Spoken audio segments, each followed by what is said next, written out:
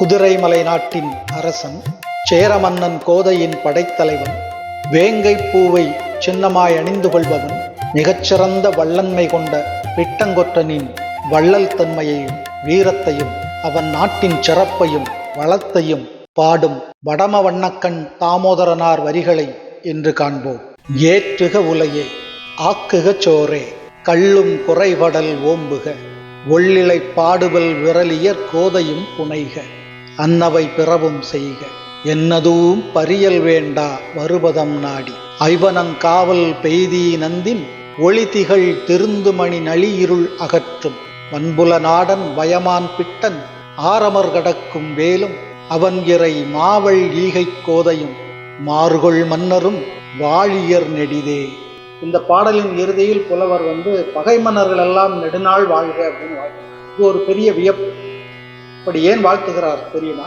பிட்டங்கொற்றனின் குதிரைமலை நாடு எத்தனை வளமுடையதாக இருந்தது என்பதை இந்த பாடல் மறைமுகமாக விவரிக்கிறது. பிட்டங்கொற்றனின் வள்ளல் தன்மையும் அதனூடே மிளிர்கிறது.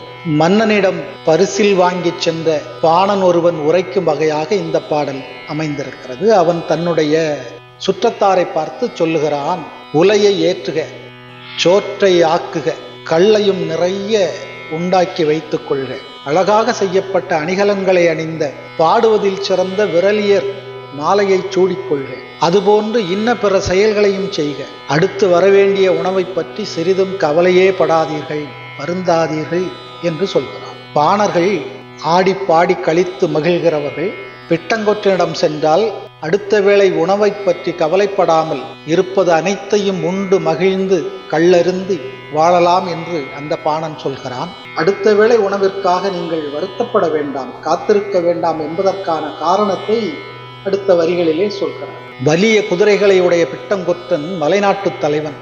மலைநாட்டில் பயிரிடப்பட்ட இந்த ஐவன நெல்லை காவல் செய்வதற்காக காவலர்கள் உட்கார்ந்திருக்கிறாங்க. அவர்கள் இரவிலே நெருப்பு மூட்டி அதை சுற்றி அமர்ந்திருக்கிறார்கள். ஒருவேளை அந்த நெருப்பு அணைந்து போனாலும் அவர்கள் கழுத்திலே இருக்கின்ற மணிகள் ஒளி வீசும் என்று புலவர் சொல்கிறார். என்ன பொருள்?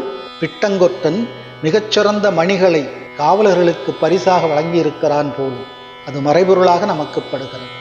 அத்தனை செழிப்பாக குதிரைமலை நாடு இருக்கிறது என்பதை சொல்கிறார். அதன் பொருட்டுதான் அடுத்த வேளை உணவுக்கு நீங்கள் கவலைப்படாதீர்கள் என்று தன் சுற்றத்தை பார்த்து சொல்கிறார். இத்தனைக்கும் காரணம் பிட்டங்கொற்றன் கையிலே இருக்கின்ற அரிய போர்களையெல்லாம் வென்று முடிக்கின்ற வேலும், அவனுடைய தலைவனாகிய வள்ளல் தன்மை மிகுந்த மன்னன் கோதையும், அவனோடு மாறுபட்டு போர் புரியும் எதிரி மன்னர்களும் நெடுநாள் வாழ்க, அவர்களால் தான் இந்த வாய்ப்பு நமக்கு கிடைத்தது, அவர்கள் நெடுநாள் வாழ்க என்று வாழ்த்துகிறார்.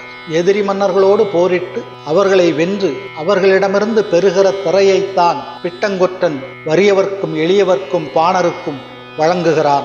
அதனால் அவன் எதிரிகளும் நெடுநாள் வாழ்க என்று புலவர் வாழ்த்துகிறார். பகை மன்னர்களை கூட நெடுநாள் வாழ்க என்று வாழ்த்துகின்ற புலவரை பற்றியும், இருப்பதையெல்லாம் உண்டு அனுபவியுங்கள் என்று சொல்வதை பற்றியும் நீங்கள் ஏதேனும் நினைக்கிறீர்களா? தொடர்ந்து சங்க இலக்கிய பாடல் விளக்கங்களை கேட்பதற்கும் பார்ப்பதற்கும் நாஞ்சில் குறுந்தரையை சப்ஸ்கிரைப் செய்து கொள்ளுங்கள். நன்றி.